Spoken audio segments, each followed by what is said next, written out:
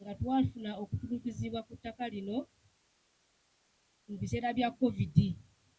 Ne batugoba ne mu kibanja kyaffe ne bazimbamu ennyumba nga tutulukizibwa nga basibye emmotoka nga muzeeyi waffe tasobola kutambula kujja eno gye tuli atuyambe.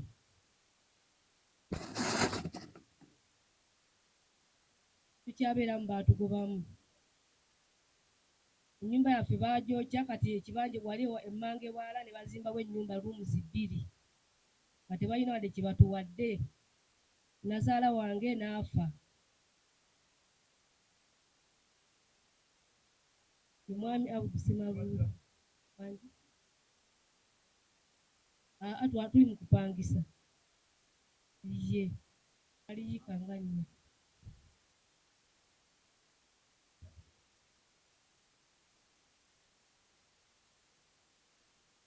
Oweekitiibwa kyentegeeza bukyanga tuwaaba nsonga zino bazitambula n'okutuuka kati tetufunanga kuddibwamu nti oba bwatusinga oba twamusinga. Tewali. Joseph mbeerawo teggula naffe ekibanja kyaffe baakitutwalako ne bakisimbamu enkaani. Musajja twali nali nnima kale yali ekibanja kinene ne bakitutwalako. Omusajja yali yansanga n'aŋŋamba yimirira okulima, ne nnyimirira ne mutunuulira bw'atyo.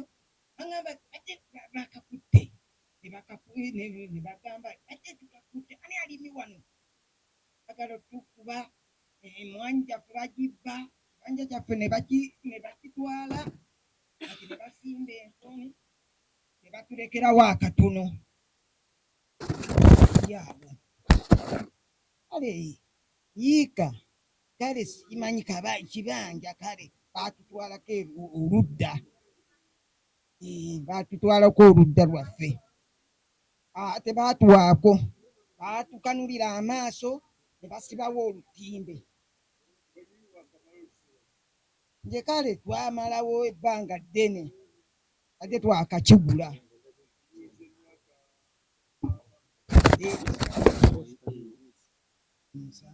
Tolo naye fayiro ne zigenda mu kkooti eyo. Nga bw'omanyi ebya kkooti gabaganyana, simanyi gye ziri obudde buno. Nga maanyi g'ebyo ebintu ebikola ki ebiriwo. Kuba nti yagamba nga ye nti takompaseetinga ki wabula amaanyi gaaki omulala aliwo. Obida James ndi mu ttaka lya Seegu. Ekibanja kyange yagitwalako hafu yiika, kali yiika emu n'ekitundu. Kuba ekibanja kyange yaŋŋamba ttaka lyange. Nze naga nti nali tekyemaanyi yanga ati ettaka lyange olaba nkulumba eri engulu eno wange nensirika nemuvaako n'atwala hafu yiika namba yiika emu n'ekitundu n'emmwanyi n'agisaawa ebyange bireka.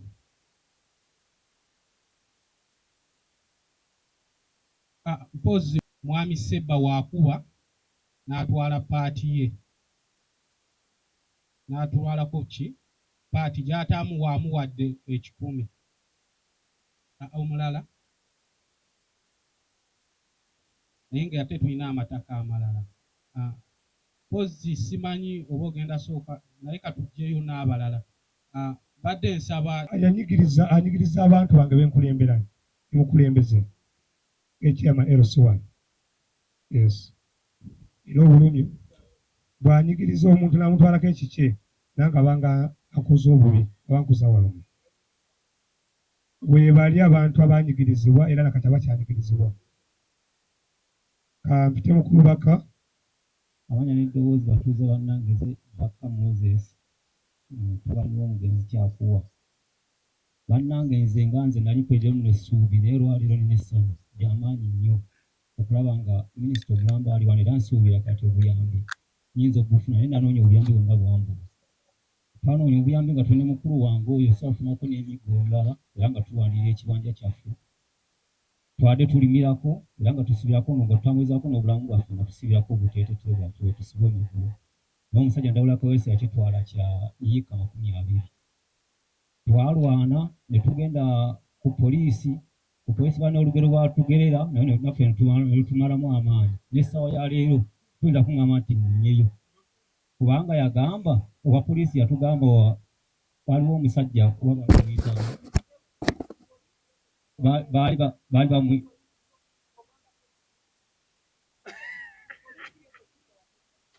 levo si engeri gyesiri nti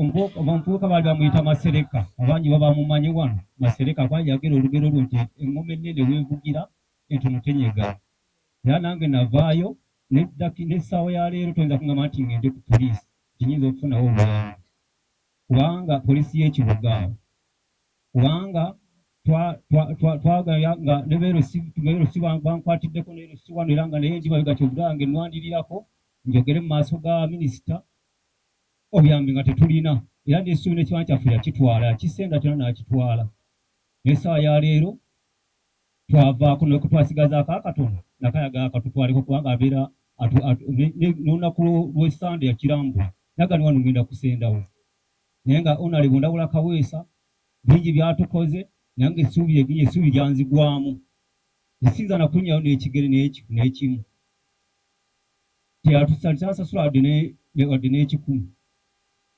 obudde era kati ntunula butunuzi kyawe wali munnange bwe yantwalako wanjimaani ku kibanja naggulawo obuguzi maama banguzaawo ku 1997 maama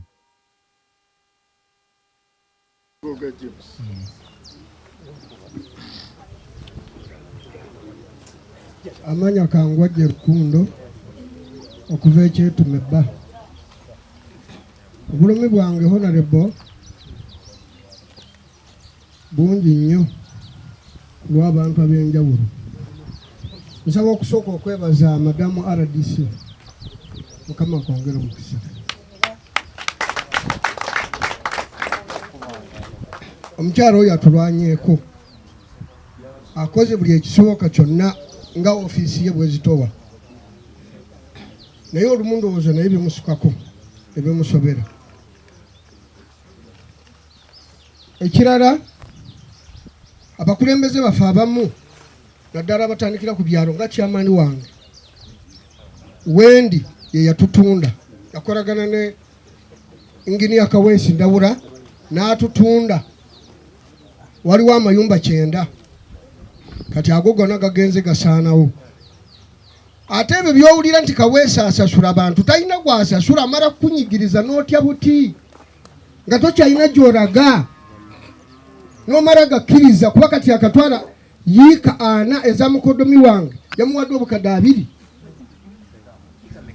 4 niye abadde talina kyakukola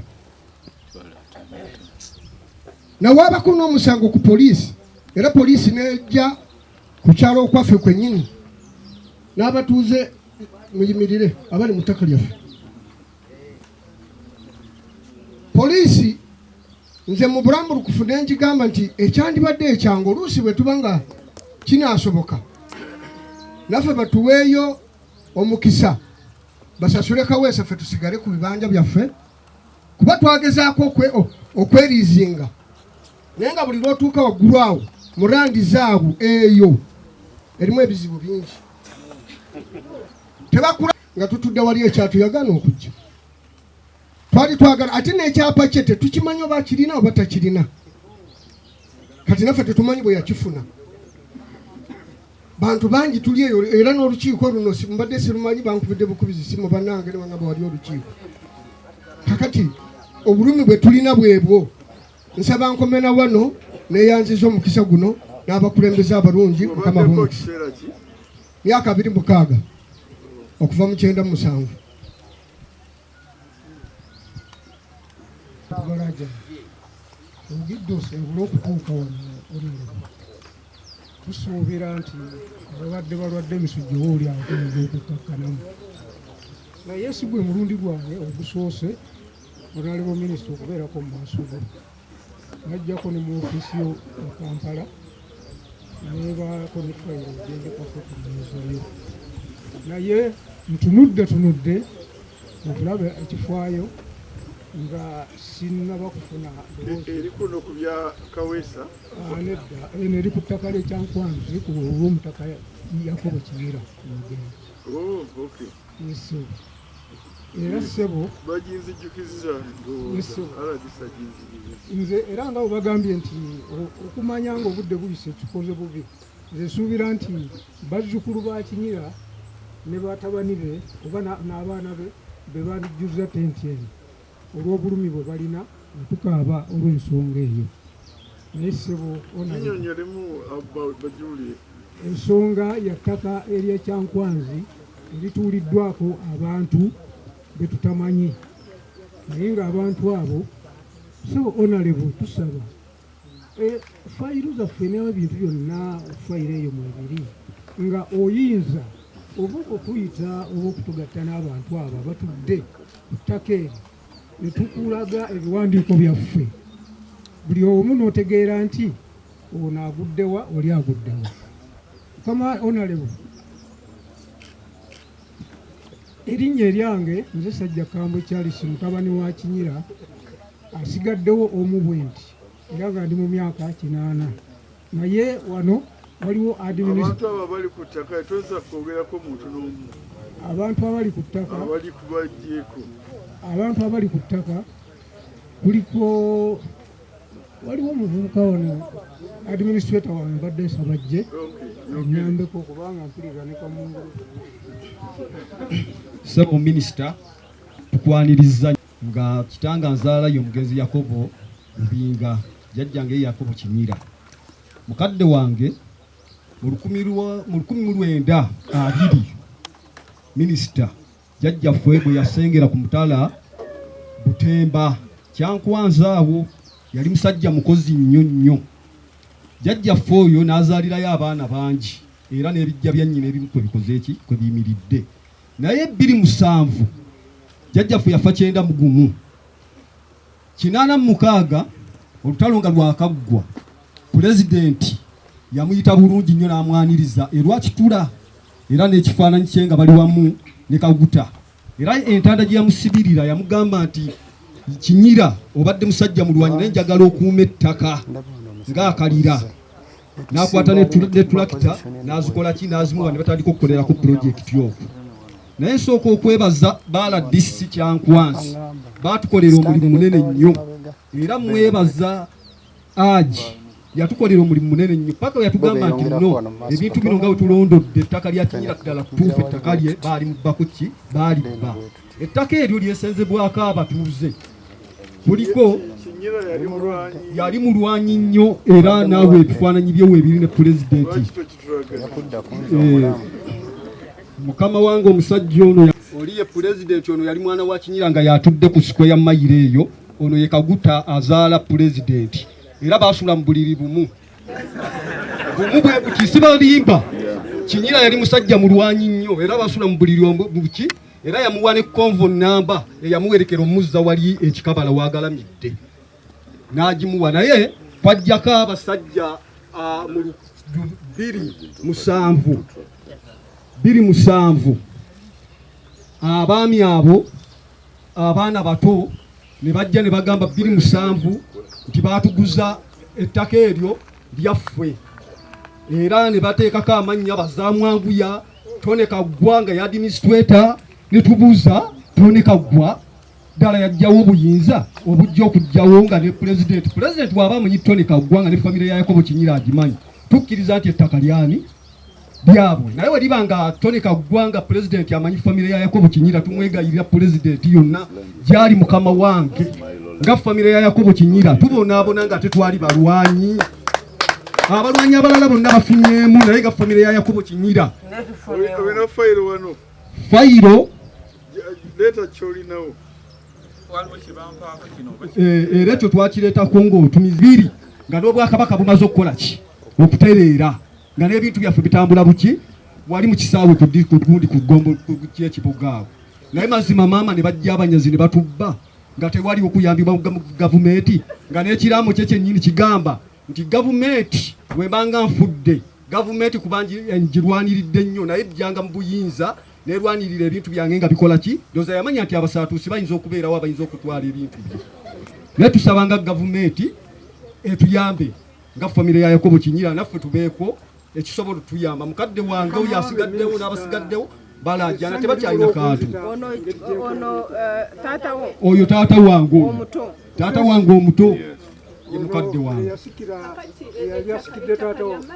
ettaka lya mayiro era ettaka eryo limanyiddwa nnyo mu byafaayo n'otambula Kyankwanzi n'otuuka wali e Kaseta n'obuuza Kinyira yabeera ati era bakubuulira nti Kinyira ffe tetulina kye tukola ki ye maama sijja kutya maama kuba byenjogera mbyogera nga mmanyi nti ekigambo kyenjogerako kiga kintu kyaffe musaayi ettaka eryo liriko Dani Muganga ye yasookerako ddala nga aladisi Dani Muganga najja n'aguza gudi mukaddani afande Nakalema twagezaako ko mulumba tubenga tusobola okwogera nga abantu Dani Muganga afande Nakalema kwaliko gundi Semugaba baka Yesu Semugabe yali honorable mulamba ye parliament yawo kwe bali bangi naye nga abamu sibakola ki sibamanyi bulungi naye nga tusaba okuyambibwa mu kitabo kye batuwadde oboogerako wano oba wabitya ku byogera ebiseera ebyo mulimu twayogera ku Dani Muganga kubanga byonna bimwogerako mu kitabo omwera mukadde wange naye nga tusaba kuyambibwa ewatali kutiitiira wabula tusaba kuyambibwa mu kintu kyaffe naffe tufune obwekanyinga jjajjaffe bwe yalaama n'agamba nti gavumenti eyingiranga mu nsonga yate ffe we tugiraba tumanya nti tulina gavumenti entuufu Mayiroland era naffe twebuuza nti ddala ono omusaatu omuvubuka eyajja ne yefuula administrator mu bbanga eryo lyonna ye yajjawa ekyapa ekyajjajjaffe ate naaba nga tetwali tukyakireeta buleesi afuneko okuguzaako abantu era yeeta administrator kiri mu mannya ga Kinyira okiwulira maama kyonna kyonna kiteredde mu maapu yani ya Kinyira yema taata Kinyira okiwulira mukama wange naye twebuuza Tone Kaggwa gye yajja obuyinza okujja abaagambe nti administrator wa Yakobo Kinyira manya waayo gwazamwangu yanganizamwangu ebiseera ebyo waliyo emboga eyo waliyo empologoma nga teriyo mukadde wange bakola ki batuukayo ate 27 najja jjajjaffe yafa 91 mu kiramu ng'ataddemu n'ayogera ku mukulembeze w'eggwanga tugambe we yabeeranga n'omukulembeze w'eggwanga yali mugwa ddalu